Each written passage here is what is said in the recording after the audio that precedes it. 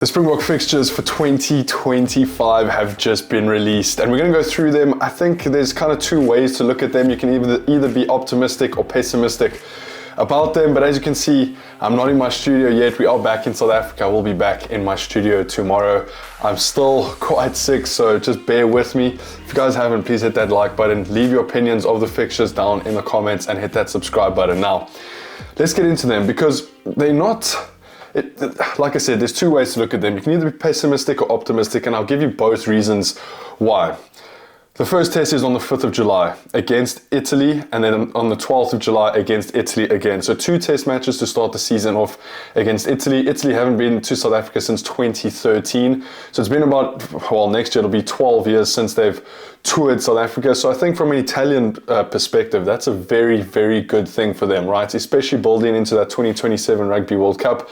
They would have just played the Six Nations and then sort of come and play the world number ones in our own backyard. So from an Italian perspective, that is very, very good for their development and for them moving closer to that 2027 Rugby World Cup.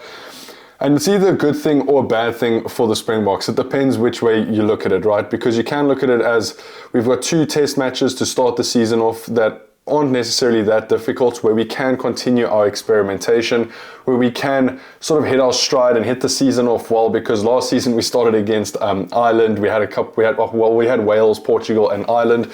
But there was always those Irish tests that we were looking at as the biggest tests of the season. I think Italy gives us a nice sort of springboard into the season, and you can say that maybe the competition isn't there, but you can also look at it from the perspective of we can continue our experimentation, we can continue the combinations. If there's a couple of new guys coming in over the last 6 months, then we can test them out there.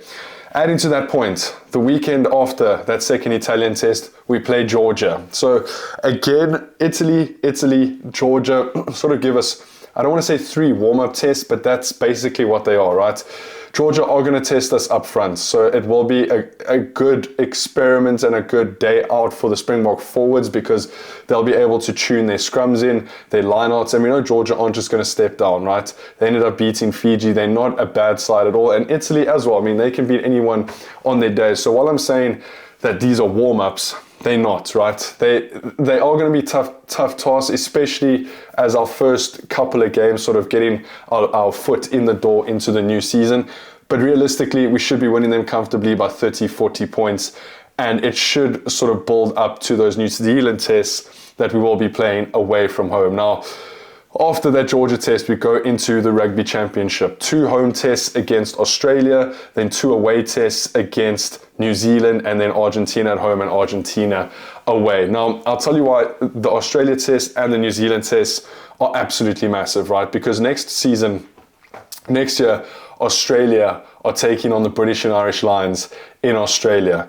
So we're going to play them just after they play that British and Irish Lions series. So it's going to be a good test and a good comparison to see how Australia go up against the British and Irish Lions, and then how the Springboks go up against Australia. So then we can sort of compare where the Springboks are to the British and Irish Lions. Obviously, it's not a direct comparison, and it is difficult to sort of draw lines like that, but it is going to give us a good idea of where Australia's at and where the Springboks are at. And I mean, from an Australian perspective, they're having a massive, massive year next year. They play the British and Irish Lions, then they come over for a South Africa tour. So their metal's really going to get tested next year. And I think that's exactly what they need, sort of moving into the 2027 Rugby World Cup, because they weren't great this season, but they have had moments of brilliance. And I think if they can continue building and they can get a couple of wins over the British and Irish Lions, if they can come here to South Africa and potentially upset the Springboks, then they're looking very, very good sort of going into that 2027 Rugby World Cup.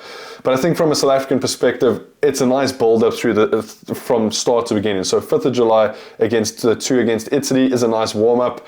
Georgia is probably on the similar level to Italy. Then we take one step up against Australia in our own backyard. And then we go away to New Zealand and play two test matches back-to-back on the 6th of September and the 13th of September in New Zealand. Now, the the locations haven't been released yet, but you got to think that one of them is going to be at Eden Park.